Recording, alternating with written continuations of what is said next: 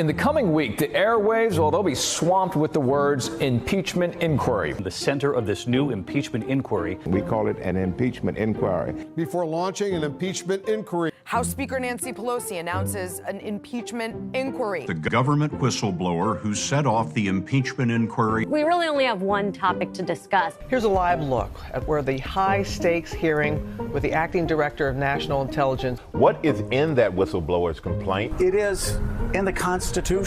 Secretary of State Mike Pompeo subpoenaed for Ukraine documents. These past 10 days in September may prove pivotal. Key moment in the impeachment battle. What I think has shifted is sort of the moral implications inside the Democratic caucus. Donald Trump will leave Congress, in my view, no choice but to initiate impeachment. Oy vey, as my loving grandma used to say. Don't get me wrong, we have a corrupt president. Not exactly breaking news. Should he be impeached? Yeah, for about 25 things. But do you need me to tell you that? Do you need status quo to cover this wall to wall? I don't think so. But let me tell you something else that's very scandalous. The fact that Flint, Michigan still does not have clean water 5.5 years later.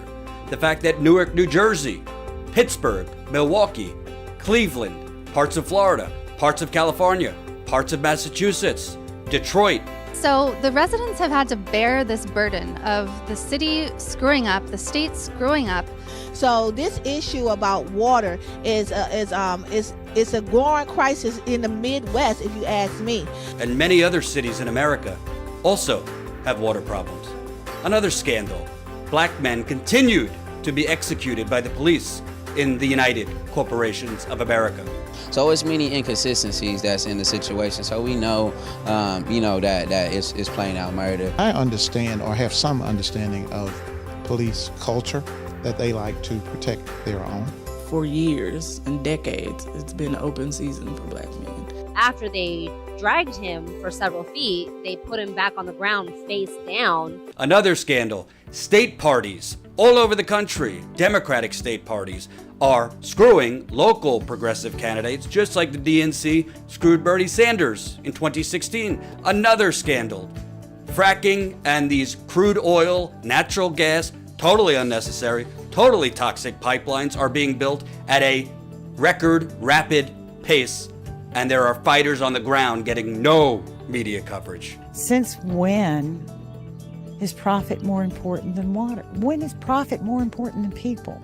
So, if you want 24/7 Trump, 24/7 impeachment, 24/7 Ukraine, 24/7 Russia, whatever other scandal of the day, not your guy.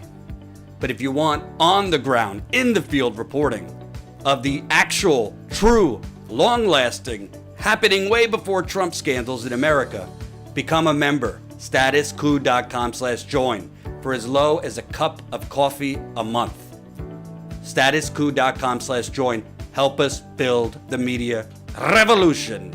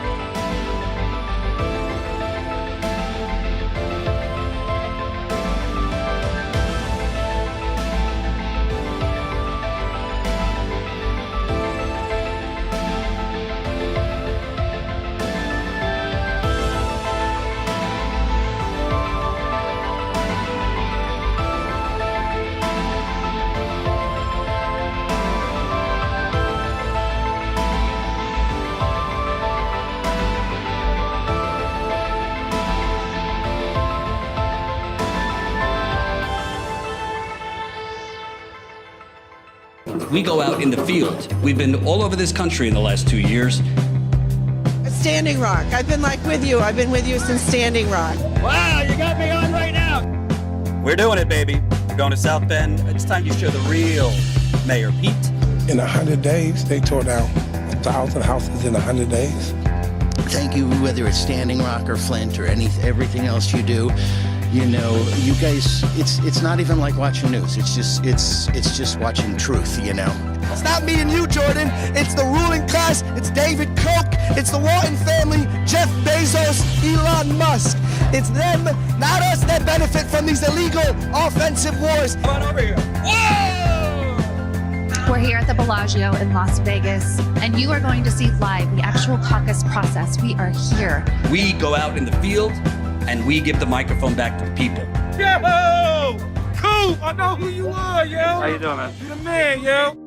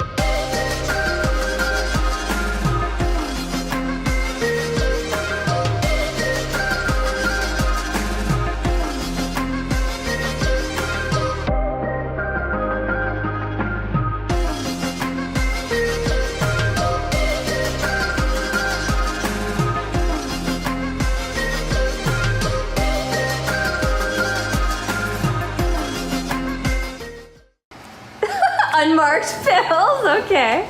Ooh, essential oils, purification. Oh, peppermint.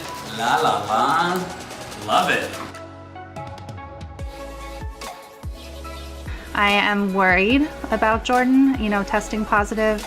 He doesn't have any breathing difficulties right now, but he definitely has a cough that's been really bad and that's been hurting his chest.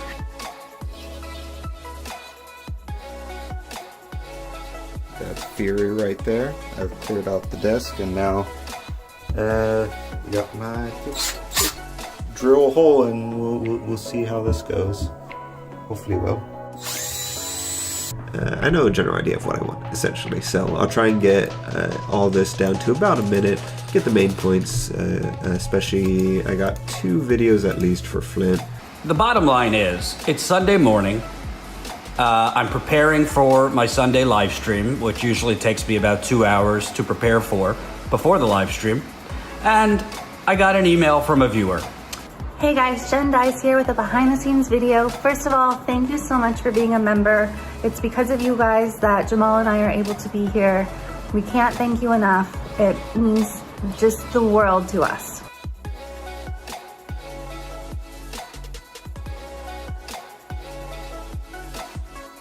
Millions and millions of people have been laid off. Millions more have had their hours cut. We're kind of living in a quiet, silent depression. What do you call 45 million people filing for unemployment? $1,200 in 3 months makes no sense. Makes absolutely no sense. Everybody should be paying attention to what's going on because this is happening in every county, not just Louisville, Kentucky. And that's why the world is like, wait a minute, enough's enough. And one thing I do know is if you're not sitting at the table, you are on the menu. And it seems like we continue to be on the menu. I don't want to have to lose everything that we worked really hard for. We've been struggling for 5 years, and then we finally got everything together, and it just instantly went away. Literally driving across the country during the pandemic, talking to people, finding out what's going on. But there are people such as yourself and other people that are telling the true story of what is happening. All of these black people have been assassinated by police in this city, and none of them have been brought to justice. People don't really care about those things in places where, you know, we're not New York, we're not Chicago, we're not Minneapolis, we're Louisville, Kentucky. If somebody calls you screaming for help at 911, they never treated her. They never came to her apartment, nothing. Vote. Vote and do what's right in your heart because change comes from within. So as long as your heart is pure and you're doing what's right, that's what matters.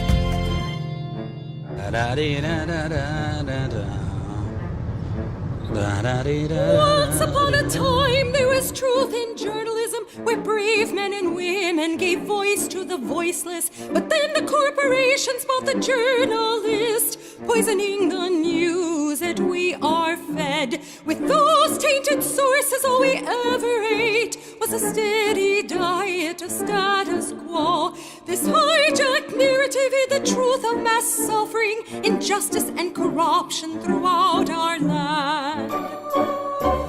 Status quo, status quo, status quo, status quo. To expose this shift to oligarchy came a band of honest journalists. They left the studio and hit the streets to give the microphone back to the people. From sea to sea, the people were empowered to share their truth. Their voices no longer stifled, reclaimed their power. Join the media revolution now.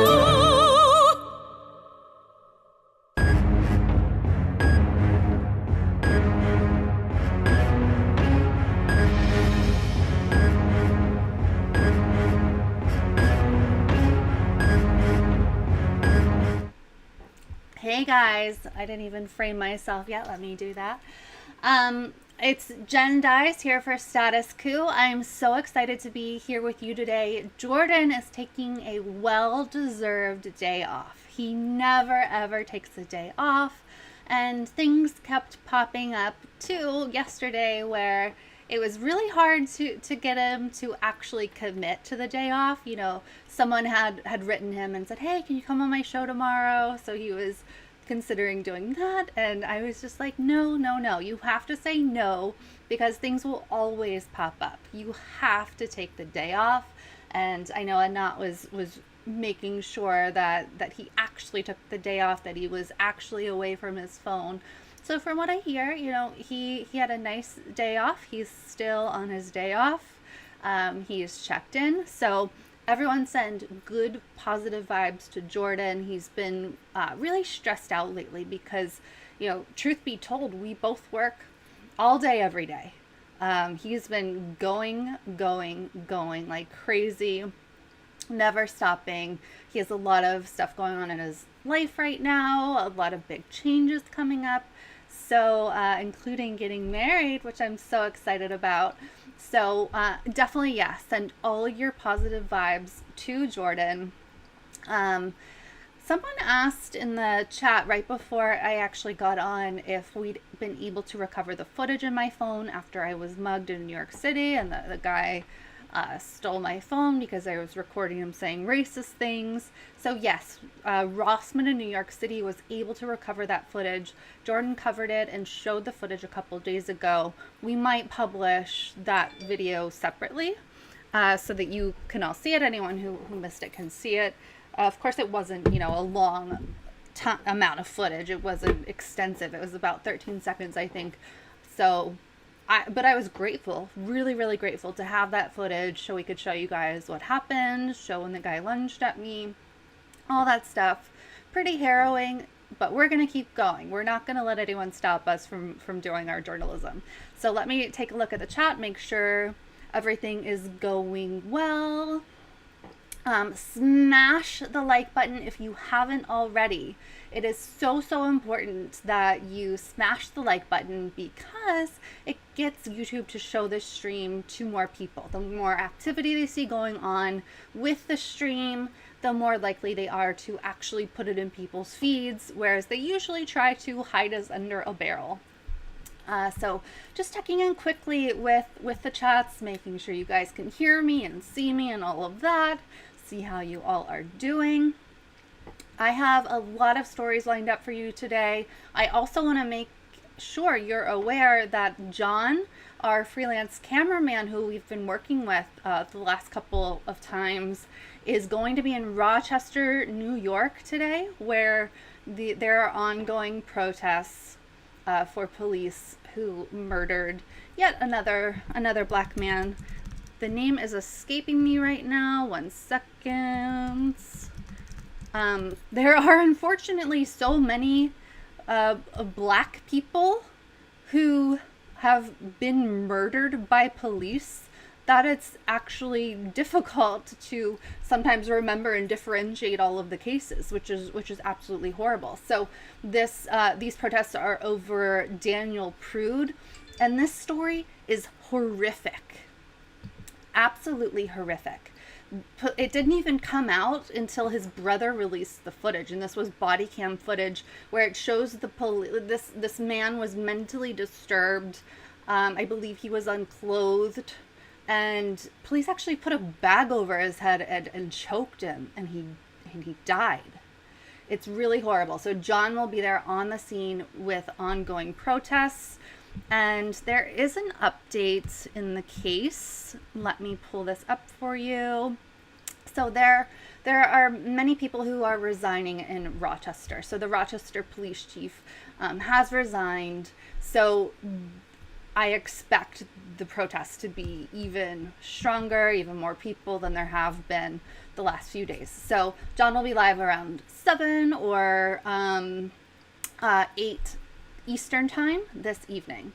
Yeah, people are saying the whistleblower interview of the NYPD whistleblower Stephen Lee. Jordan did a great interview with Stephen Lee, so definitely check that out. Absolutely incredible work. So yeah, smash the like button, subscribe to the channel if you haven't yet, share this stream on your social media. Today we're going to talk about an autistic 13-year-old, a 13-year-old child with Asperger's who police shot a 13-year-old kid with Asperger's. Really horrific story. I am personally invested in this story, and I'll tell you why. I'll get to that. I'm going to go over the Julian Assange case updates, purity tests or supposed purity tests in the Democratic Party, the military-industrial complex. So buckle up, share the stream, and let's get going. 1 second here. Okay, so this I'll start with the kid with Asperger's who was shot by police. This story horrifies me for very personal reasons, and here's why this is. Like, I'm hoping that I can even get through this story because I am so furious and emotional about it. Yeah, a lot of times journalists don't get emotional, or people think that journalists or reporters aren't supposed to be emotionally invested in their stories. You know, you see on CNN, for the most part, they just deliver things with a straight face or whatever. They really only break that when they're yelling about Trump or something. So, but I'm going to be real with you. That's how we are here at Status Quo. We are real about what's going on in our lives, our situations. So in this case, where this 13-year-old autistic child with Asperger's was shot by police. I have a 13-year-old boy with Asperger's. When I read the story, I teared up because a lot of people are really uneducated or undereducated about autism in general. And then when you come to something like Asperger's, which presents as a high-functioning autism in most cases, they even got rid of the term Asperger's a few years ago. I still prefer to use the term Asperger's for my child because it really is, you know, it's a different situation. It's a spectrum. It's a spectrum of autism. And so kids with Asperger's, adults with Asperger's, they're typically pretty high functioning, but there are struggles. You know, there are dealing with an autistic young child. It's very difficult. You know, I would be picking my son up from pre-K or kindergarten, and everyone, you know, all the other mothers are walking out happily, like holding their kid's hand and talking about the day. But for children with Asperger's, for people with Asperger's, transitions are a huge deal. They're really, really difficult. So transitioning, you know, to going in school, to going in pre-K is difficult. While the child is in school, it's difficult for them to switch from subject to subject. It's difficult to transition out to recess and then back in. Many times, very difficult for the teachers to get my child to come back in from recess. It wasn't because he was being bad. It's because the best way that I have come to understand it is there's a real fear there. There's a real fear from going from one situation to another situation. People with, and I'm generalizing here for certain. I completely know that everyone's experience is different, but having any kind of change is really, really difficult. The people with Asperger's tend to really like routines. So if there was a substitute teacher for my child, that has always been difficult. Oh, and going back to talking about, you know, other parents like happily walking out of school holding their child's hand and the child's happy-go-lucky. Like, my kid was always happy-go-lucky, like a really, really sweet, super intelligent guy, but I would often have to carry him literally kicking and screaming, you know, as a little 4-year-old, 5-year-old, to the car because this transition period was so hard. I was a young mother. I had him when I was 22. So I did everything that I could to figure out what was going on. He got his diagnosis early on. We were able to get him into things like occupational therapy, you know, regular talk therapy. We were able to get him into certain programs. We were able to, when he got to public school, get him with an IEP and some things to make transitions easier. But any change, especially a big change, is going to be difficult for a child with Asperger's. And I don't want to go on and on like teaching about Asperger's or talking about like the specifics of Asperger's. I want to get into the story, but I think it's important to paint this picture for people who might not be educated on it. So imagine a situation where a child is now, maybe due to COVID or whatever, is used to their parents being at home. Then suddenly, after months and months, that parent has to return to work. So now this child with Asperger's who has difficult with regulating emotions, with dealing with transitions, with dealing with changes in routine, who's had his mother there, who does understand him, all of a sudden she's gone. I don't know if maybe he has to go somewhere else, like maybe with a relative, or I mean, he's 13, so I wouldn't think daycare, but like somewhere else. Maybe he has to stay home with someone else. I don't know all the specifics of the situation, but that is traumatic. So in this case that we're going to talk about, the child, the 13-year-old with Asperger's, became dysregulated and angry. And so to an outsider, that can look like, oh, that kid's just being bad. What the heck's wrong with that kid? And it can seem like, why can't the parent get that kid under control? Do you know how many times people have stared at me in that exact same way?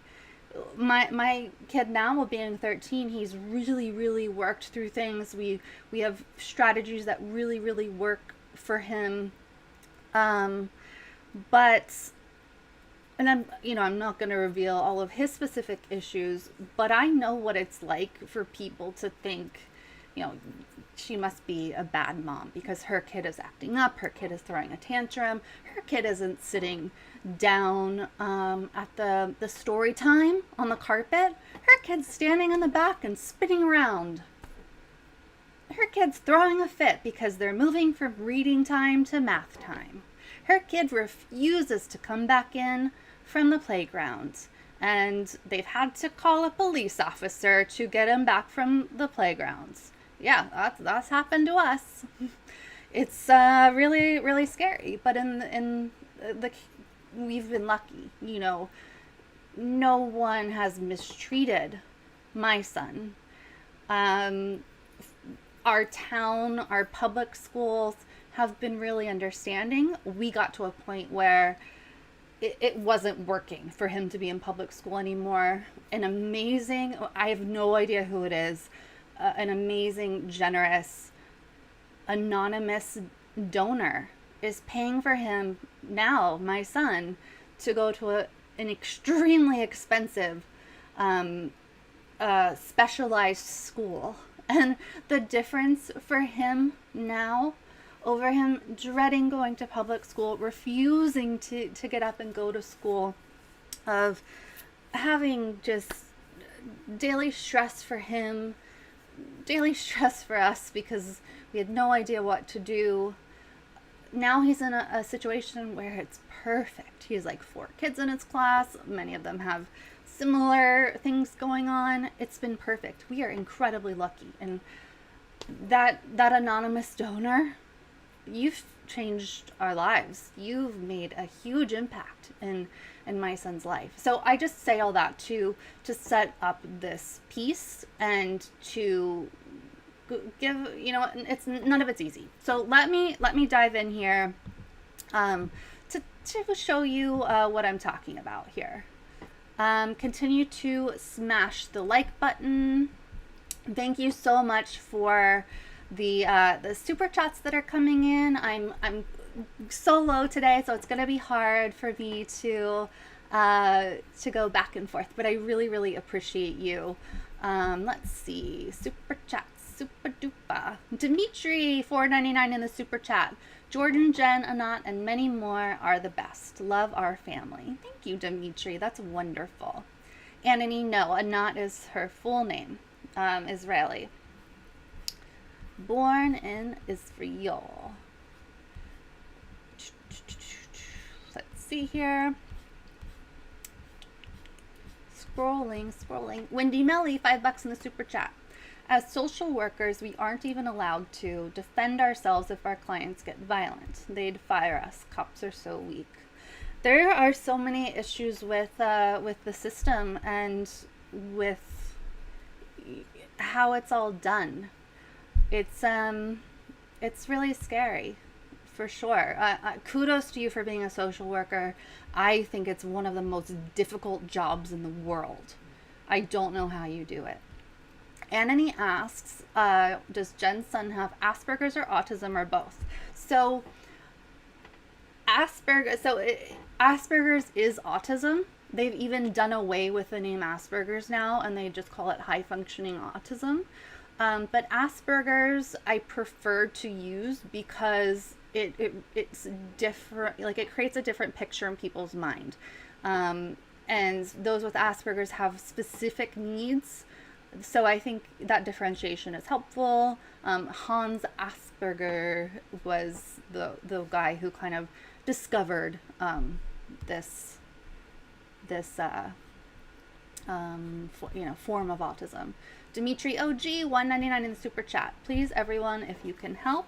Dimitri has been abused by police, and that's something, Dimitri, I've seen your email today. Haven't had a chance to follow up and doing 100 different things, and Jordan's off today, but we will definitely get back to you. I feel awful about what you went through at the hands of police as well, for sure.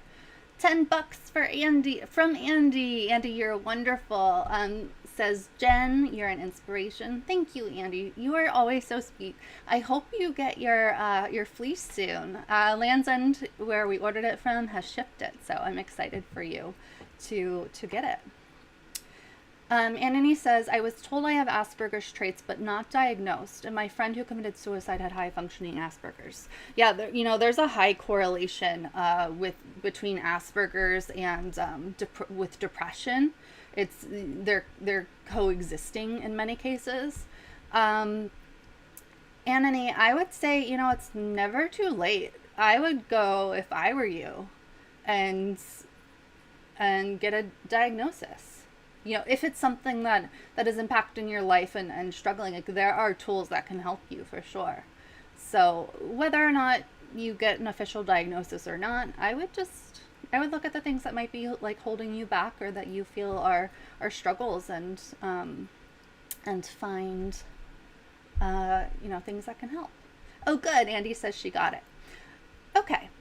So oh my gosh, Christopher, you're right. Why does it look like that? It does look like an infinity mirror. I have no idea. That's so weird. Okay, let's go to the actual story here. Now that we've talked about the backgrounds. So the story's out of The Guardian. Police shoot 13-year-old boy with autism several times after mother calls for help. Lyndon Cameron was recovering in Utah hospital after suffering injuries to his shoulder, ankles, his intestines, and his bladder. A 13-year-old boy with autism was shot several times by police officers who responded to his home in Salt Lake City after his mother called for help. So I actually want to stop right there. I'm not trying to judge any other mother. It is really, really difficult. You never know what to do in situations that are heightened or that are scary. I'm not trying to judge, but why in God's name did this mother call the police on her 13-year-old son with Asperger's?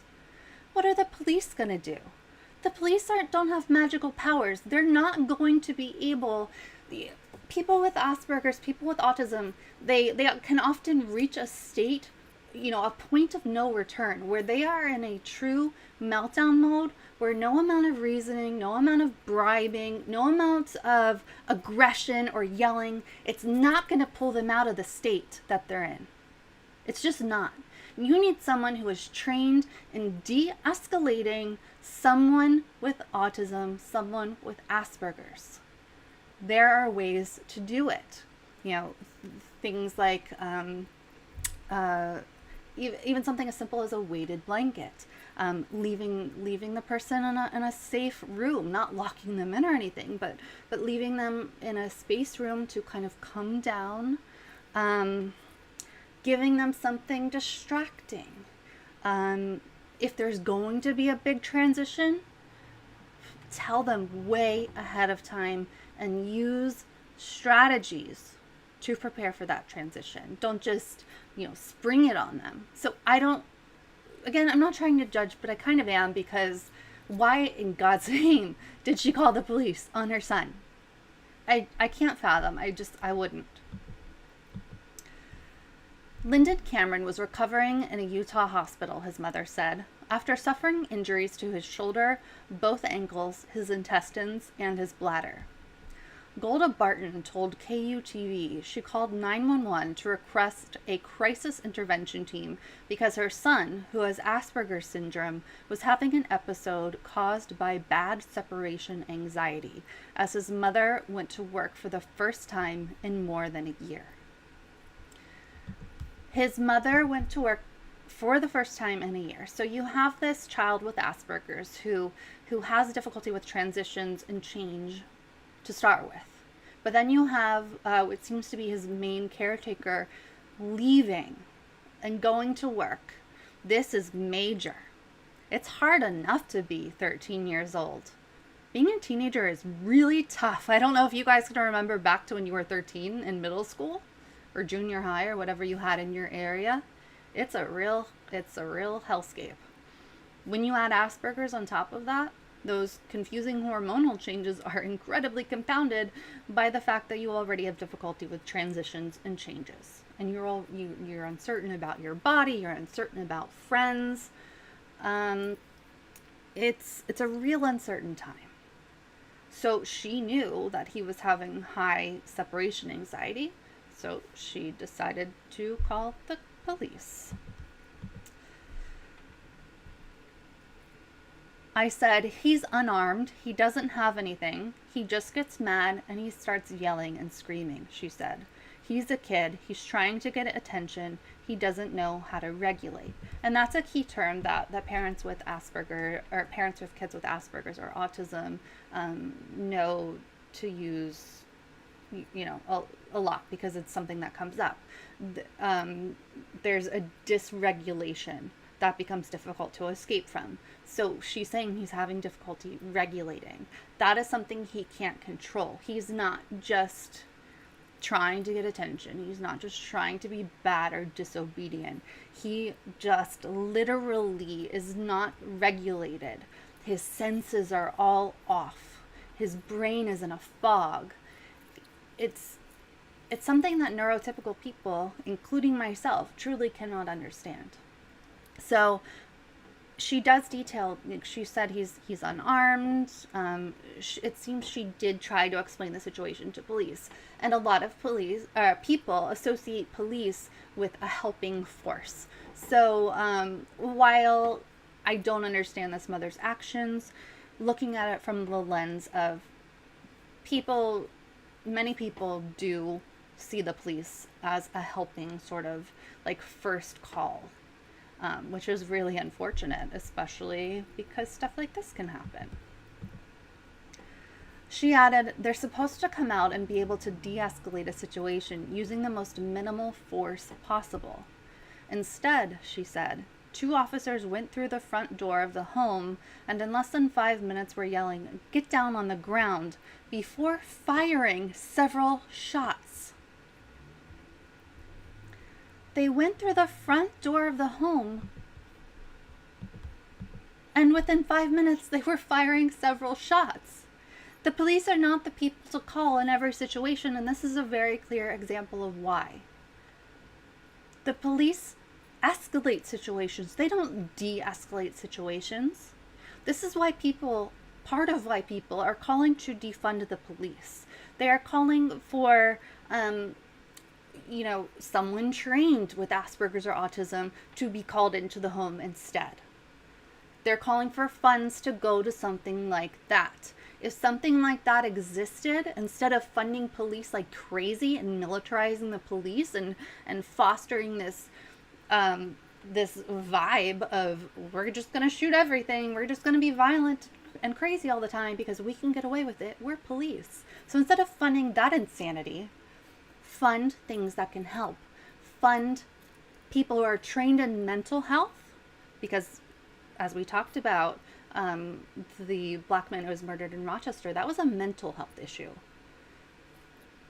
And in this case, someone who was trained in de-escalation and coping techniques for children or people with Asperger's or autism, no one would have gotten shot, that's for sure. He's a small child, she said. Why didn't you just tackle him? He's a baby. He has mental issues. Which I also take an issue with calling it mental issues. I don't think that's the right framing. So in a briefing on Sunday, Sergeant Keith Horrocks of Salt Lake City Police told reporters officers were responding to reports a juvenile was having a mental episode and thought Cameron had made threats to some folks with a weapon. Police confirmed they did not find a weapon at the scene. So because you misheard, you thought someone said that there were threats with a weapon, you just start shooting? No. People get things wrong in a scene. You know, you don't know what's happening. If you did not see a weapon, why, even if you did see a weapon, why are you just immediately starting to shoot? It doesn't make any sense. It's not human. In a statement to the Salt Lake Tribune, Mayor Aaron Meadenhall vowed the investigation would be quick. No matter the circumstances, what happened on Friday night is a tragedy, and I expect this investigation to be handled swiftly and transparently for the sake of everyone involved. So then the article goes on to talk about the recent calls for Black Lives Matter, for defunding the police, the numerous Black people who've been murdered at the hands of police. This mother of this autistic child, this Aspergian child, has launched a fundraiser to cover her son's medical bills. Side note, we need Medicare for all in this country. She described Cameron as a typical young boy who loves video games, four-wheeling, and longboarding. She also demanded answers about why her son was not subdued. Why didn't they tase him? Why didn't they shoot him with a rubber bullet? You are big police officers and massive amounts of resources. Come on, give me a break.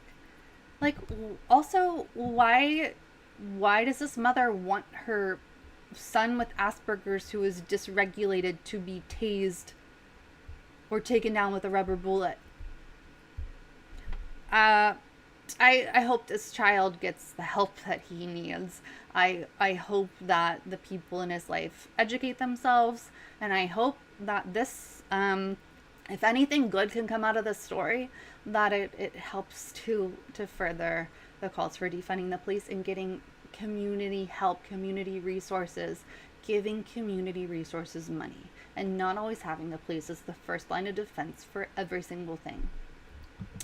Really frustrating story. As I said, that story is personal for me as well. So of course I got pretty heated about that. Remember to smash the like button. Make sure more people see this live stream. Keep the super chats coming. It really, really helps for sure. And I think, yeah, I'm just reading the chat here. Yeah, so smash the like button, share the stream on all your social channels. I'm gonna make this stream kind of a little bit shorter than typical. Yeah. I also want to remind you that you can help support our reporting at any amount via our GoFundMe. You know, tonight, for example, we're paying John as a freelancer to go live for you from Rochester for these protests. And it costs money. You know, it costs money to keep on going. So if you are able to help out at any amount at all, go to gofundme.com/status-coup-news. The super chats, as I said, are also extremely welcome for sure. Also, let me go back to this. Also, don't forget that we have a Status Coup store, and we have added some things to it, including dog hoodies, which you can choose in different colors: blue, red, purple. Perfect for your dog. They're in a ton of sizes. You're sure to find one that'll fit. Fanny packs, masks, shirts, sweaters, sweatshirts. It's gonna be winter soon, here before you know it. I love this. This sweatshirt is so cute. It's slouchy, and I think it just adds a little fashion to a sweatshirt. So anyway, we have a ton of stuff. go to statusquo.com/store for that. Thank you for these super chats. That helps so much. Chiritarisu, $20 in the super chat. Amazing super chat. Thank you. Police are literally encouraged to be called in many AFCs with clients with behavior issues when staff, caretakers, etc. can't control them. Least to most intrusive de-escalation methods are the usual standard. Yeah, well, I mentioned that there's been an instance in our lives where the school called in police because my son had hidden. He was he couldn't in his mind make the transition back to school from being outside at recess. So he was hiding and away, he walked away from the playground. So they called in the police to help find him and to de-escalate the situation. In this case, it went completely fine. It was horrifying for me hearing about it afterwards. It went okay in this case. So, but I have to say, just because that's typical right now, and that many people would call the police for mental health issues or issues of a disability like Asperger's or autism, that doesn't mean that's how it should be. People have to be trained. There have to be trained, compassionate people. I have no idea why this is being so weird with the multiple screens showing. Dimitri OG, $4.99 in the super chat. Asperger syndrome, yes. Reese Mack asks if Jordan is resting it. Yes, he is. So now then, let's get to some more stories that will infuriate you. As you know, and as Jordan has done reporting on, Julian Assange is in trial right now. It's an extradition case. He's been in the most horrific situations, Julian Assange. He hadn't been able to speak to his lawyers. He's reportedly in very, very poor health. You have to think about his mental health at this point. How can this guy keep going? But anyway, today was the second day of court. So a couple of stories, a couple of points on what's going on with Julian Assange. This I found very interesting, and I actually had not heard it before. So Julian Assange's lawyer, Jennifer Robinson, says she will be giving evidence in his 4-week extradition trial that the Trump administration offered Assange a pardon if he agreed to say Russia wasn't involved in the leaking of Democratic National Committee emails. This was on RN Breakfast, which I believe is a British show or podcast. I'm actually not certain. And Julia Holman tweeted this, and she's the executive producer and reporter for Radio National's flagship program, RN Breakfast. So the point here is that one of Julian Assange's lawyers, Jennifer Robinson, says that she will be giving evidence that the Trump admin offered Assange a pardon if he agreed to say Russia wasn't involved in the leaking of Democratic National Committee emails. So what do we think about this? This, to me, is major news. I mean, everyone should be talking about this. This is crazy. This is wild. A few things. Julian Assange has already said that Russia wasn't the source. So we have that. We also have the Russia gators on the other side. We already have national media outlets, corporate media outlets saying, without, just outright reporting as fact, that Russia gave the emails to WikiLeaks, and WikiLeaks then disseminated those emails. It's not even a question for these corporate outlets or these Democrats. So now we're told by someone close to Julian Assange that Donald Trump has offered a pardon for him to say that Russia was not the source. I honestly, I don't fully know what I think about this. I think certainly it's something that Trump or his admin or his crony is, I think it's something they would do. Why would they be so bold as to actually offer this, though? And I think, those who point the finger against Julian Assange and say that he was, a Russian actor, just against the USA, against Hillary Clinton, and for Donald Trump, say what you will about that. Julian Assange, I'm sorry to anyone who thinks he's never done anything wrong. Julian Assange was super shady about the Seth Rich case. He did not do right. He hinted that Seth Rich was the leaker. He definitely hinted at that, and it is just not true. I researched the heck out of that. I followed the Seth Rich case. I've followed it very obsessively, and Seth Rich wasn't the leaker.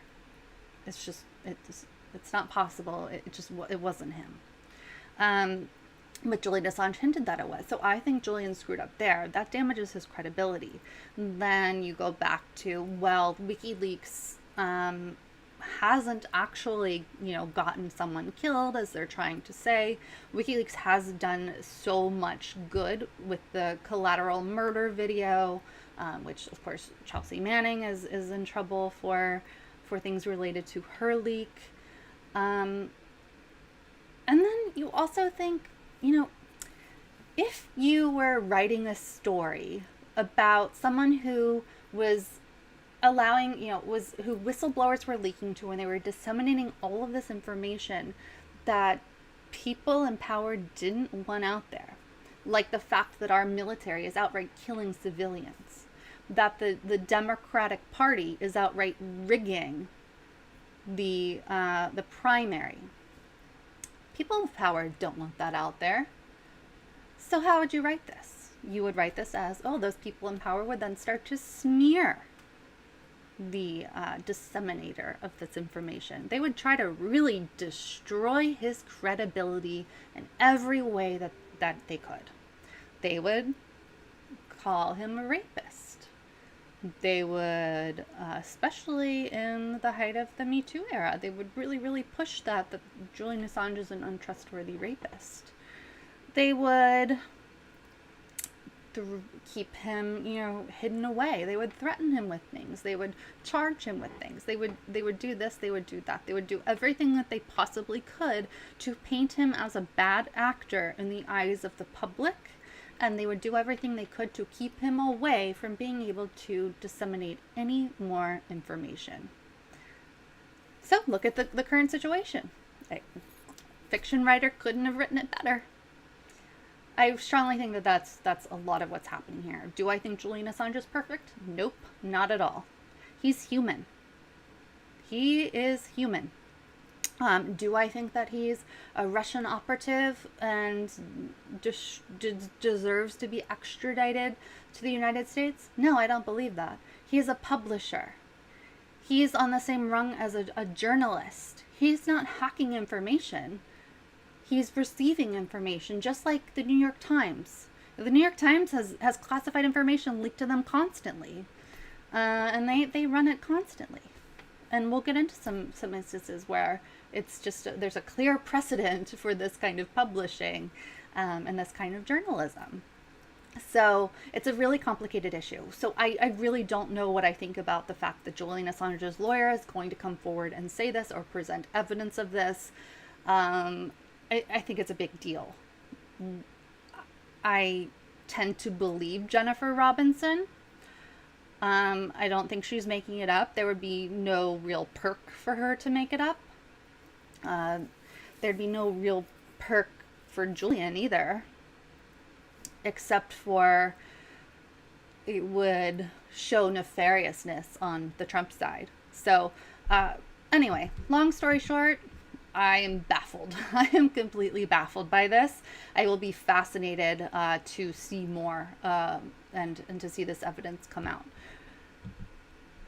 I did want to mention or show that this completely slipped past me, but this story was actually already out there. Not that Jennifer Robinson was going to come forward with the information or the evidence in the trial. That's new.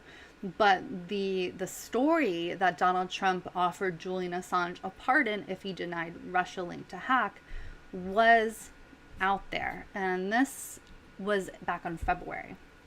So I'm not going to read this to you. It's because, again, I need to keep this show a little bit shorter today. But it's interesting to me that this was out there. It didn't really make, big headlines. If it had, then we certainly would have heard about it.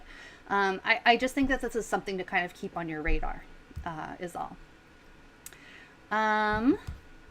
Let's go to what's happening today. So again, this was the second day of proceedings in the trial, and I urge absolutely everybody who's interested in the Julian Assange case, which we should all be, to follow Gavin Gostola.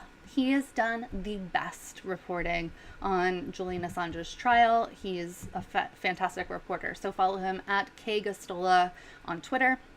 And he details, it's a long thread. I'm not going to read this whole thing to you. I'm just going to point out some highlights.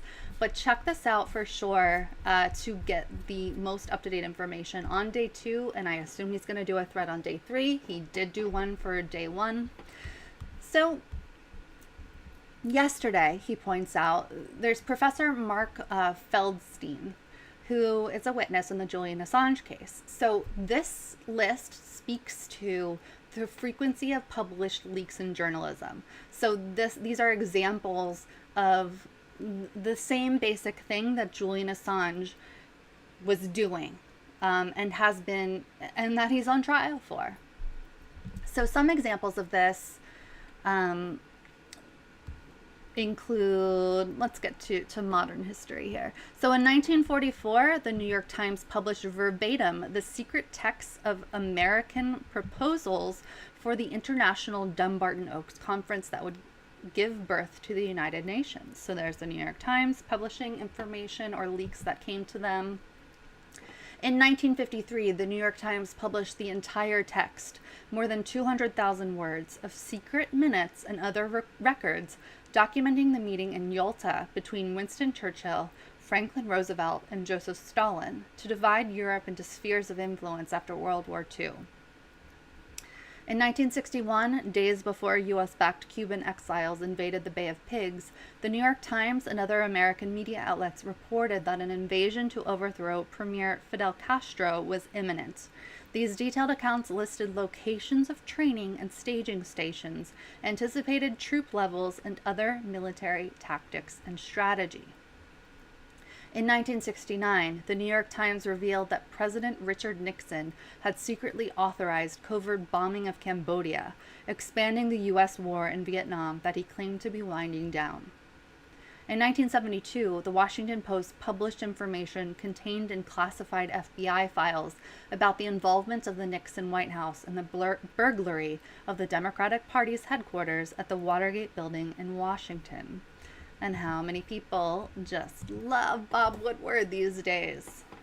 He's a hero of the Democrats. In 2004, the New Yorker magazine published gruesome photos and detailed excerpts of a classified 53-page government report documenting U.S. torture of captives at the Abu Ghraib prison in Iraq. In 2005, the Washington Post disclosed that the CIA had been hiding and interrogating important al-Qaeda captives at secret black sites around the world, effectively hiding torture of prisoners.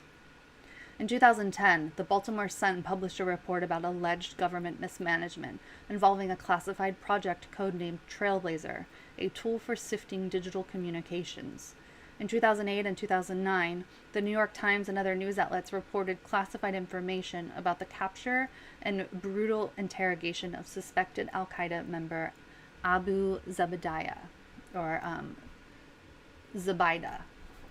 So those are just some examples of similar publishing, of similar reporting, of leaks that whistleblowers had given to these publications. The New York Times, the New Yorker, the Washington Post.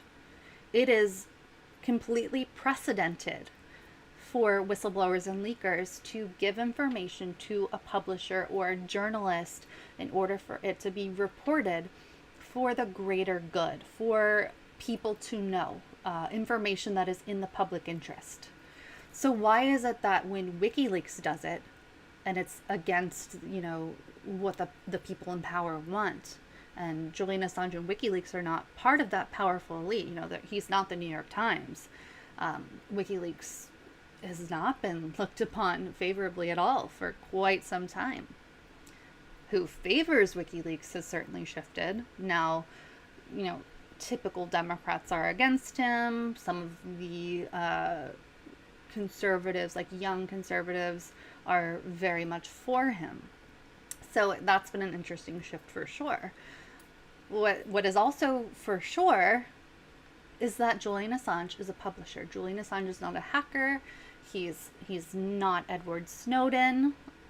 By the way, pardon Snowden as well. He is a publisher. So why is he now at this extradition hearing? Why is he in all of this trouble? A lot of it has to do with the going against, the Democratic Party and putting out the DNC emails. They don't actually care in the DNC if it was Russia or not. All they care about is that information was published and that people got to see what was behind the curtain. And they don't care about the truth. So that is why even people who certainly think Julian Assange is no saint believe that this case is incredibly important for all journalists to cover.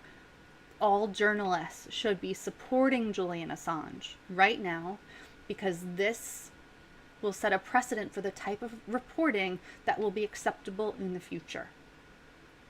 We need the press to be free. And what the path they're heading in right now with Julian Assange will make that not the case. More on what happened today in the court hearing. Before I get to that, let me check in on the chat here. Keep the super chats coming if you can. Once again, they really, really, really help with this reporting. It is expensive. We have John reporting for us from Rochester, New York today, so we need to pay him. I spent an ungodly amount of time, like 4 hours in total between last Friday and today, on the phone with Apple, where I have insurance for my phone that got destroyed again due to journalism. So 4 hours trying to set up a case because I have insurance, theft and loss, accident coverage, loss coverage, theft coverage that I pay for monthly. And for some reason, it's been a real hectic time. And even with this insurance, we are going to have to pay a lot in order for me to get that phone. It has a high deductible, plus the cost of extracting that footage. So super chats help us so much. If you can help by supporting the GoFundMe, that helps as well at any amount. If you have $5 laying around, the GoFundMe helps so much. GoFundMe.com/status-coup-news. We've been having really, really great support there. And Dimitri OG, another super chat. Thank you, Dimitri. $1.99. We are family. Absolutely, for sure. The status coup family, the community. I see another super chat here. Carl asks, why hasn't Kevin been on Status Coup? That's a fantastic idea. We should have him on, especially at some point this week, as he covers this Julian Assange case so thoroughly. I can't even begin to read this one. Thank you so much for the super chat. H4R, DC, and then some other letters and numbers. We really appreciate you. $4.99 in pounds, or maybe euros. I'm so bad at figuring it out. Who do you and Jordan want to win the election? Both Jordan. So I want to couch this by saying Jordan and I never tell people how to vote. Like, we are not directing you on how to vote at all. We're journalists. We're not political activists. Personally, I am writing in Bernie because I live in Maryland, which is a very blue state. Joe Biden's going to win here no matter what. Jordan lives in New York. That's a blue state. That's going to go to Biden no matter what he does. So I don't want to speak for him on what he's going to do. So I just told you what I'm going to do. If I lived in a swing state, I would 100% vote for Joe Biden. I want Joe Biden, who is, we only have two choices. You know, we can hope for more and third parties and stuff, but I do believe that Trump is an existential threat. I don't under any circumstances want Trump to win a second term. I do think that he is going to win. I do think Trump is going to win a second term. We'll talk about the Florida polling in a bit.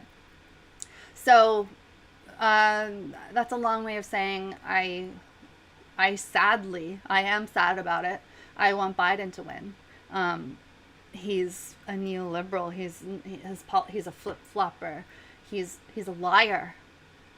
You know, they had those Bernie and Biden task forces. It came out today that, you know, his campaign is like, oh, you know, those weren't actually important. Those weren't actually for policy. So I think he's corrupt. I think he's in cognitive decline. It is insane to me that we have two incompetent, doddering old white men. You know, shout out to any old white men watching. Love you so much. But these two, clearly both out of their minds, clearly not competent, clearly not able to run the country, yet here we are.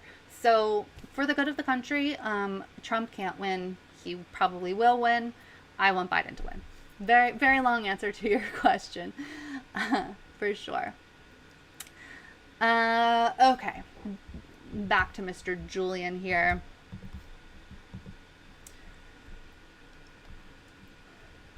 So Feldstein, again, the expert witness who is, you know, in favor of Assange, declared in a statement, Trump admin has already won partial victory. An informed public depends on free and independent press that can serve as a check on governmental abuse of power. Kinds of abuses that WikiLeaks made public. And then in the court hearing, Julian Assange met with his defense. So they started 30 minutes late, and it has to be noted once again that Julian Assange was not given a fair amount of time to meet with his lawyers pre-trial, you know, before the trial at all. Other witnesses that were expected to testify, it looks like they actually did not testify today. Patrick Cockburn, Nicholas Hager, and Daniel Ellsberg. I am particularly interested in what Daniel Ellsberg has to say.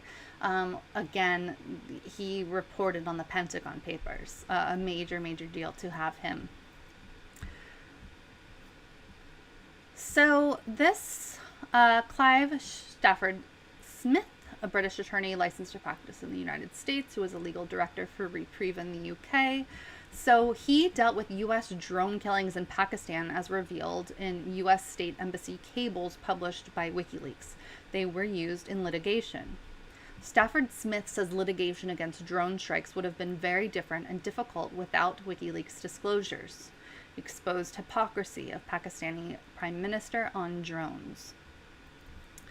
At one point, and this is something the media really, really spun and tried to make it seem like Julian Assange was continuously interrupting and just causing an uproar, but what actually happened, according to Kevin, is that Julian Assange interrupted James Lewis's cross-examination of Clive Stafford Smith to say, "This is nonsense." As Lewis continued to insist none of the documents Stafford Smith talked about, which WikiLeaks published, are part of the case against Assange. Summers asked Stafford Smith about the JPEL list that WikiLeaks published. It contains names of targets in Pakistan and Afghanistan, targeted in all sorts of ways. Summers spent quite a bit of time on Guantanamo due to the fact that Stafford Smith has represented Gitmo prisoners.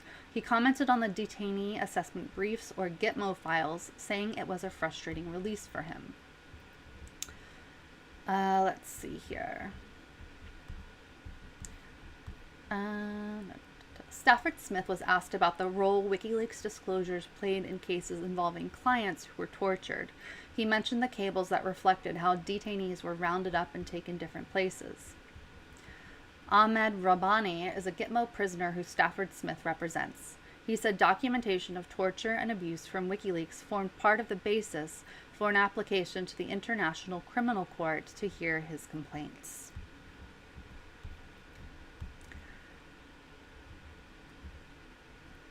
Let's see. Scrolling a bit here, making sure we don't miss anything important. Again, I urge you to go ahead and read all of this. There is a lot to it. This was a very long process.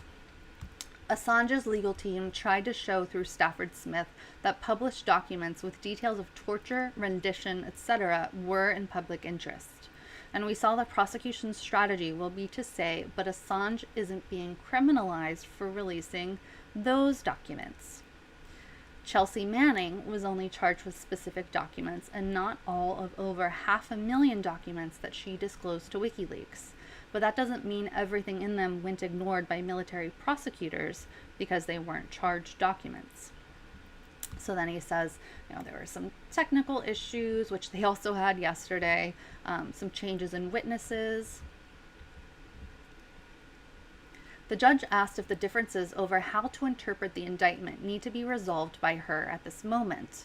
Lewis said no, but reiterated his belief that the defense is indisputably wrong about how U.S. is prosecuting Assange. Again, that is a dispute over which things they are actually prosecuting him over. And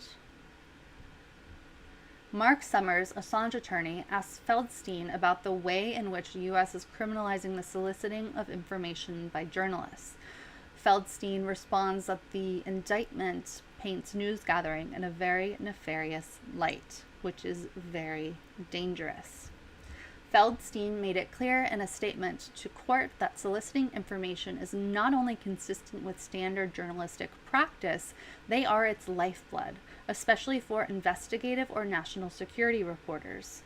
And then he shared his personal record of soliciting info. So what they're talking about here is people are trying to kind of get Julian Assange on saying, well, even if he didn't hack these documents himself, he solicited them. So that makes him like involved in the hacking and the acquisition of this information.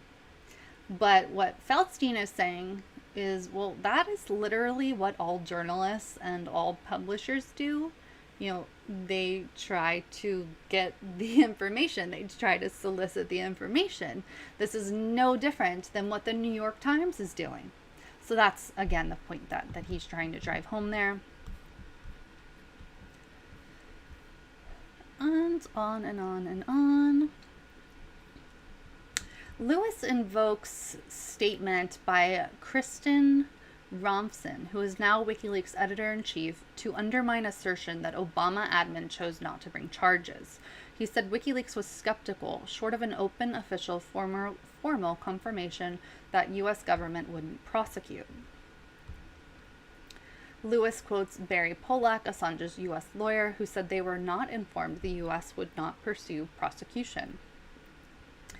Feldstein replies that he's not sure Assange's attorneys would ever be convinced U.S. wouldn't pursue charges. And to me, that sounds really smart.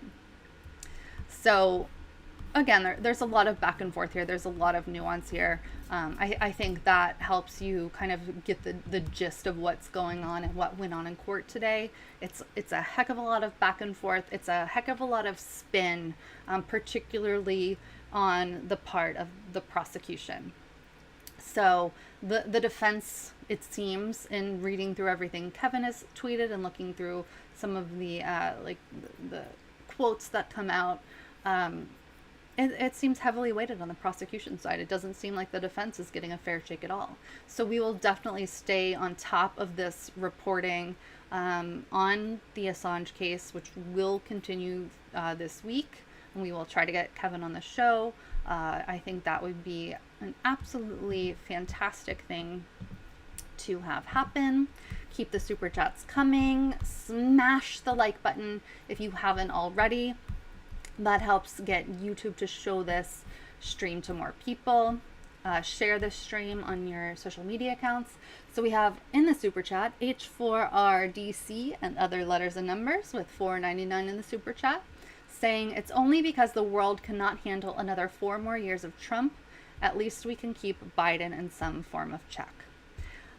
I mean, I don't, there are a lot of people, or some people, who think that Biden can be pushed left. I don't think that is the case. He is already being less left than he was at certain points in his campaign. He's already walking back on certain things, and he's really appealing to moneyed interests. So I don't know. But if you're talking about keeping Biden in check as far as like, he's not a deranged maniac who's like gonna toss children in cages and who is going after, everybody's rights and who is racist and horrible and bad and basically a fascist, yeah, like Biden is not those things. So that's part of why I think it's important for him to win for sure. Keep smashing that like button. Try to, if you can afford it at any amount, please consider donating, supporting our GoFundMe fundraiser. We had some excellent support come in yesterday. Again, we have to pay freelancers and equipment, the cost of my destroyed phone and all of that. So gofundme.com/status-coup-news. Very appreciated. Let's get angry. Let's get angrier, as if these other topics weren't enough. So out of Politico, this was wild. So out of Politico, we have purity test. Democrats clash over Biden diversity goals. The debate over whether corporate insiders should be in the mix for cabinet positions is shaping up to be a major point of tension within the party. So basically, the way that a lot of people first saw this story is based on this first paragraph here.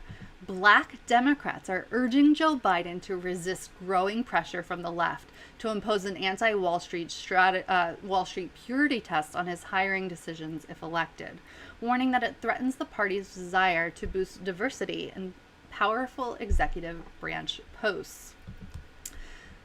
So some pro-Biden Democrats who are in that wing were totally on board with this, using ID poll to make it okay to let Wall Street in positions of political power.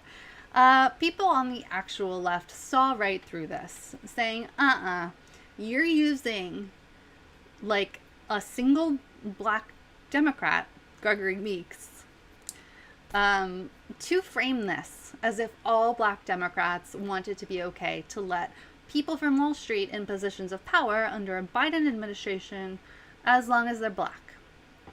I am 100% for hiring and appointing black people and people of color. Absolutely, that needs to happen. There are far too many white people, white men in positions of power. We need to change that, and we are on the path to changing that. This is something that everybody needs to pay attention to. That is absolutely not the same thing as saying black Democrats say that we need to drop our calls to not appoint people from Wall Street because it's racist, which is that's what they're trying to say. Like, oh, these calls to dismiss Wall Street, to tell Joe to not put Wall Street in his cabinet or to hire Wall Street people, like, that's racist. That is not true. They are trying to frame it this way so people feel bad, so they can get the Joe Biden wing to, even those who might say, yeah, we don't really want Wall Street in positions of political power, but to try to get those people to say, oh, okay, like as long as it's a Wall Streeter who's black, like that's fine. No, that's not fine. Am I saying that all people from Wall Street are evil, terrible people? No, but they're knowingly taking part in a system that's terrible and evil. Do I think that just because someone is black and is a high-powered Wall Street person, does that all of a sudden make them progressive and great? No, it doesn't. It just doesn't. So this article is infuriating. It was obviously planted and framed a certain way. So again, a quick rundown of this story. Black Democrats are urging Joe Biden to resist growing pressure from the left to impose an anti-Wall Street purity test on his hiring decisions if elected, warning that it threatens the party's desire to boost diversity in powerful executive branch posts. Progressives have been calling on Biden to take a hard line in filling out his cabinet, with groups such as Justice Democrats and Sunrise Movement demanding that he pledge to appoint 0 current or former Wall Street executives or corporate lobbyists to his administration. But black Democrats on Capitol Hill and on K Street, by the way, like, black Democrats on Capitol Hill and K Street, like, that's where all the wealthy, powerful people of the business world of DC are. Capitol Hill is where all of the powerful people in the government are. Like, so they say it's in direct conflict with the party's overarching diversity goals and would keep many people of color, including those with ties to the financial world, from ascending to key positions long dominated by white males. We've got to fix all of the problems that were created over the last 4 years, said Representative Gregory Meeks, a senior lawmaker on the House Financial Services Committee and a member of the Congressional Black Caucus. We're going to need every hand on deck. And if you are progressive and not familiar with Gregory Meeks, let me just say that his politics certainly do not align with yours. Then they talk about some black Democrats that have been floated for potential Biden cabinet positions. So this includes Roger Ferguson, the CEO of financial services giant TIAA and one-time vice chair of the Federal Reserve, as well as John Rogers and Melody Hobson, the co-CEOs of Ariel Investments. The emerging debate over whether corporate insiders should be in the mix is shaping up to be a major point of tension within the party as it tries to unify around Biden's campaign. So I won't read this entire thing to you. I do urge you to read it, but it boils down to a disgusting use of identity politics in order to push people from Wall Street through. They're trying to make people feel bad and racist if they go against Wall Street, if they try to urge Joe Biden to not appoint people from Wall Street to positions in his administration. That's what it boils down to, and it's really cynical, and it's not good, you know. I am, obviously I'm a white person, but I think it's, you know, offensive to many people. And people were saying as much on Twitter, for example. You know, black progressives calling this article out specifically as being just not reality. Like, being a black Democrat, like there are black Democrats who are progressives and would be amazing fits in a Joe Biden cabinet or administration. Wonderful. We don't have to go to Wall Street. We don't have to pick people from Wall Street. And it is not racist to suggest that we get rid of Wall Street, that we don't pick from people from Wall Street. Just an absolutely insane article. Do take time to read it for sure. Let's get to Biden and Trump in Florida. Checking in on you guys quickly in the super chat. Woohoo! We have some more super chats coming on in. As always, the wonderful Seth Peterson. Thank you so much.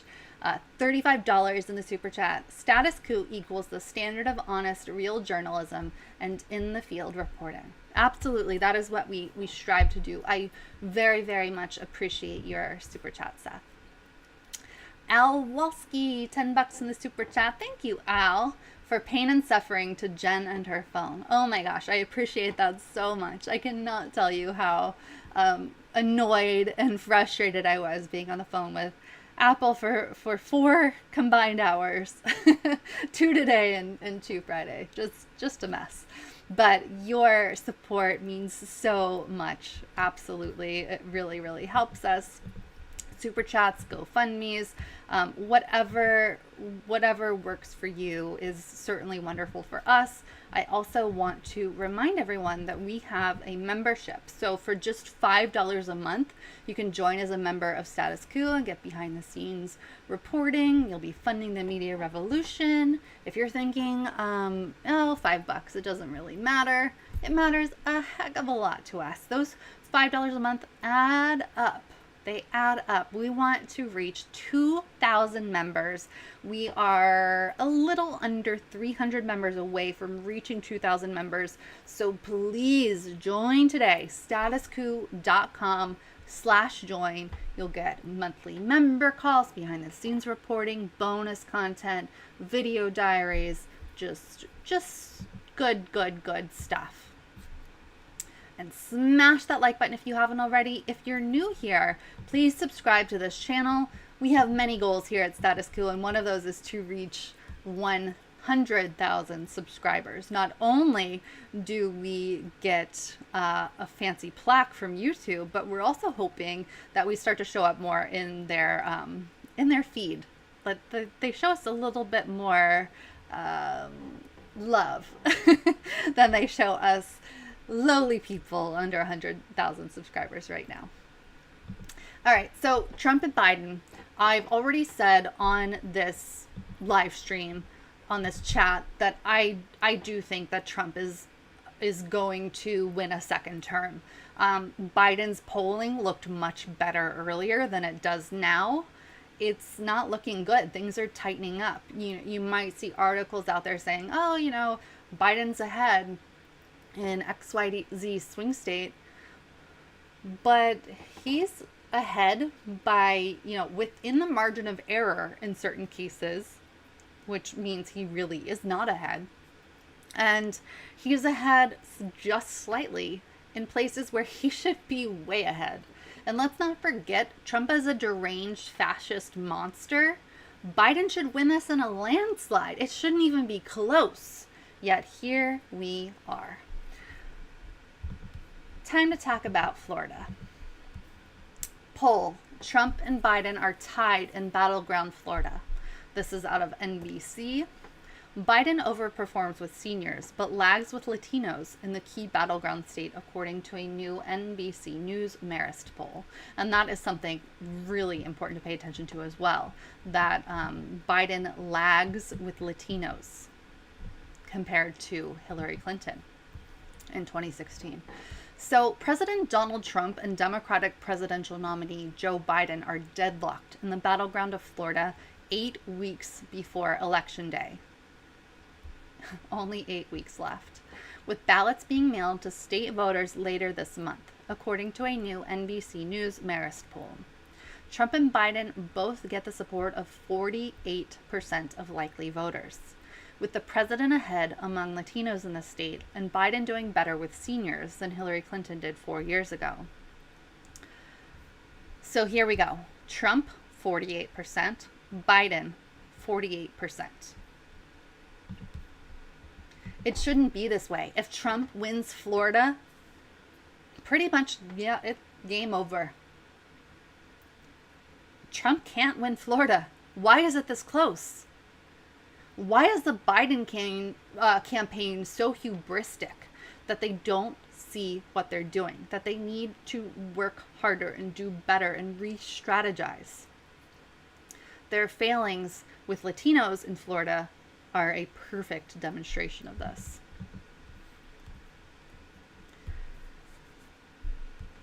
So let's skip down a bit here. Okay, so in 2016, according to exit polls, Democrats, so Hillary Clinton, got 62% of the Latino vote. Biden, according to this poll, is only at 46%. Trump is at 50% among Latinos. Biden campaign, you've got to do better. This election matters. What are you doing wrong? Figure it out and fix it now. This poll, I believe, is really important. I think it's a big wake-up call for the Democrats, or at least it should be.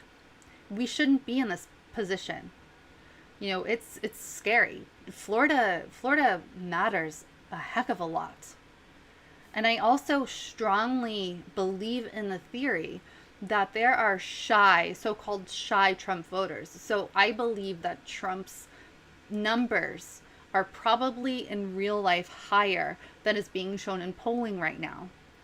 Enough to move him up maybe a few points in certain polls, and that matters. Those few points matter.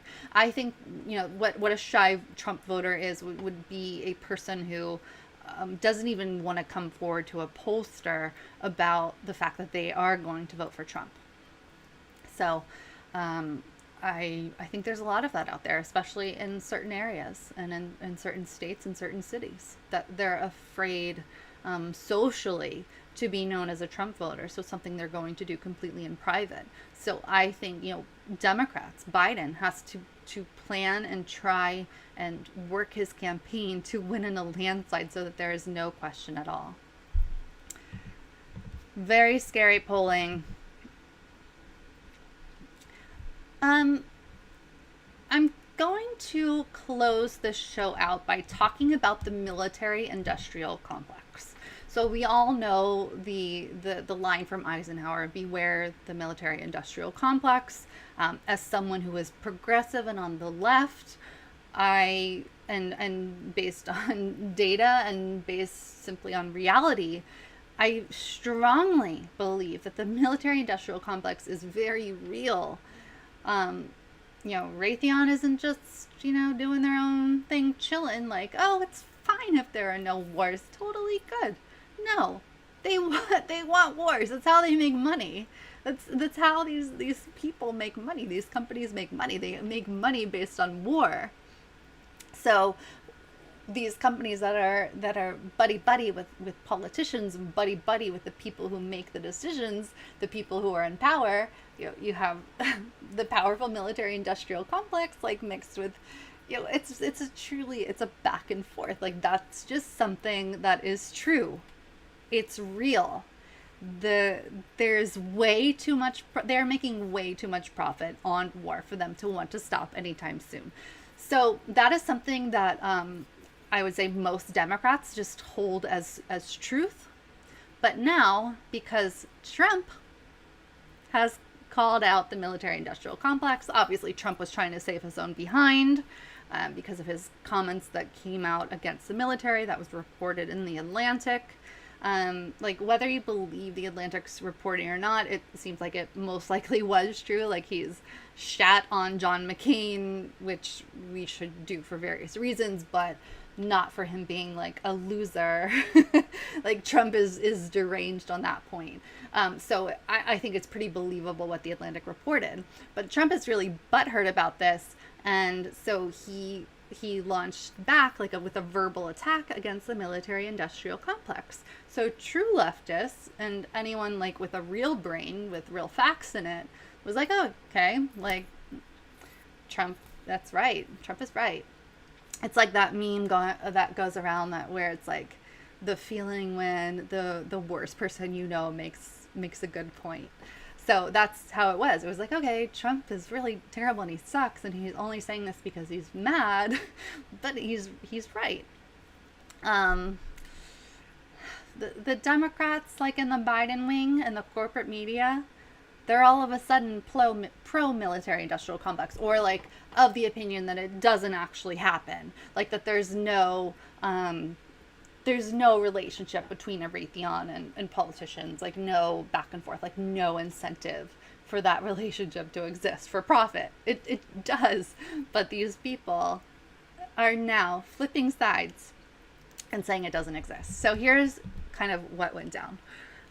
Ryan Brown, who, CNN national security reporter, said in an unprecedented public attack by a sitting U.S. president on the leadership of the U.S. military, President Trump has accused U.S. military leaders of seeking to start wars to boost the profits of defense contractors. So again, it's like, yeah, it seems about right. So what Trump had said was, I'm not saying the military is in love with me. The soldiers are. The top people in the Pentagon probably aren't, because they want to do nothing but fight wars so that all of those wonderful companies that make the bombs and make the planes and make everything else stay happy. Again, yeah, good point, Trump. And then, of course, everybody on the actual left started yelling at Ryan, like, are you crazy? Like, have you ever actually heard of Eisenhower? How are you saying that this doesn't exist? So he responded in a third tweet saying, some folks really ought to read what President Eisenhower actually said in his farewell address. While they are both critical of the military-industrial complex, nowhere does Eisenhower actually accuse military leaders of engaging in shooting wars to boost profits for firms. What the heck does this guy think the military-industrial complex is? That is what it is. That is what Eisenhower was talking about. Eisenhower was right. Trump was right. It's just true. Why can't Ryan, why can't these Biden Democrats, these corporate journalists, why all of a sudden are they blind to it? Something that Democrats have been shouting for so long. All of a sudden, just because Trump acknowledges it, it's not true to them. So of course we have some excellent responses from the left all over Twitter, and I want to point out Glenn Greenwald's response. Glenn Greenwald, I don't even think is necessarily on the left or a progressive. I don't know how he identifies in that way, but he is for, like honesty. He's very much about facts and honesty. So this was his response. He said, oh yes, perish the thought that Pentagon officials are eager to sustain militarism and war for power and profit. Are you in third grade? Google someone called Dwight Eisenhower and see what he said about this if you think it's unprecedented. CNN is so jingoistic. And he continues, there are no bigger drama queens on earth than CNN's national security reporters and analysts. So Glenn went on to post 2 clips of Eisenhower. So let's take a listen at what Eisenhower actually said about this well-known truth. After fighting a brutal war and then serving 8 years as U.S. president, here was Dwight Eisenhower's 1961 warning about the menacing joint power of the U.S. military and the private arms industry. This was before Vietnam, the Reagan Cold War buildup, and post-9/11 militarism. We have been compelled to create a permanent armaments industry of vast proportions. Added to this, 3.5 million men and women are directly engaged in the defense establishment. We annually spend on military security alone more than the net income of all United States corporations. Now, this conjunction of an immense military establishment and a large arms industry is new in the American experience. The total influence, economic, political, even spiritual, is felt in every city, every state house, every office of the federal government. We recognize the imperative need for this development, yet we must not fail to comprehend its grave implications. Our toil, resources, and livelihood are all involved. So is the very structure of our societies. In the councils of government, we must guard against the acquisition of unwarranted influence, whether sought or unsought, by the military-industrial complex. The potential for the disastrous rise of misplaced power exists and will persist. We must never let the weight of this combination endanger our liberties or democratic processes. We should take nothing for granted. Only an alert and knowledgeable citizenry can compel the proper meshing of the huge industrial and military machinery of defense with our peaceful methods and goals, so that security and liberty may prosper together. Okay, so that's one part. Then Glenn also posted saying, here's a lesser known part of Eisenhower's farewell address. He had 16 minutes on TV to warn Americans of what he thought they most needed to know, and used it primarily to emphasize the dangers of Pentagon growth, weapons spending, and the threats of endless war. America knows that this world of ours, ever growing smaller, must avoid becoming a community of dreadful fear and hate, and be instead a proud confederation of mutual trust and respect. Such a confederation must be one of equals. The weakest must come to the conference table with the same confidence as do we, protected as we are by our moral, economic, and military strength. That table, though scarred by many past frustrations, cannot be abandoned for the certainty agony of disarmament of the battlefield. Disarmament with mutual honor and confidence is a continuing imperative. Together we must learn how to compose differences, not with arms, but with intellect and decent purpose. Because this need is so sharp and apparent, I confess that I lay down my official responsibilities in this field with a definite sense of disappointment. As one who has witnessed the horror and the lingering sadness of war, as one who knows that another war could utterly destroy this civilization, which has been so slowly and painfully built over thousands of years, I wish I could say tonight that a lasting peace is in sight. Happily, I can say that war has been avoided. Steady progress toward our ultimate goal has been made, but so much remains to be done. As a private citizen, I shall never cease to do what little I can to help the world advance along that road. And there you have it, the man himself, Eisenhower there, just clearly proving these people wrong. So I need to hop off, and the reason is because we have John, the freelance cameraman we've been working with, who is going to cover the protests in Rochester, New York. So he's going to be live soon. So definitely stay tuned to this channel. We will be back soon. John will be back going live from Rochester. Once again, the police chief has resigned. There are other resignations from Rochester, people stepping down in the wake of them having killed yet another black man. The last name Prude. So check that out. Share it when it is up. I will be sending another text. So join the text list at text COUP to 370370. Again, text COUP to 370370. And I'll be texting you.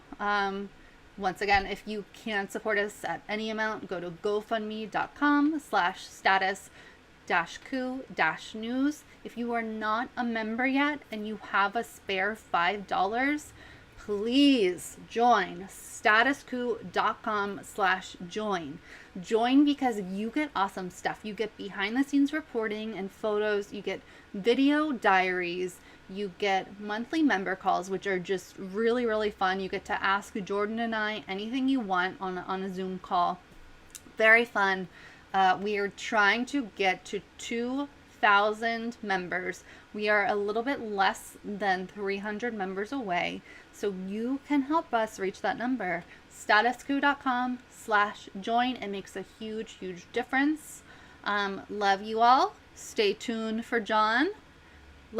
Keep your eye on this channel. YouTube probably won't notify you. So look for the text, COUP to 370370. And I'll see you tomorrow. Bye-bye.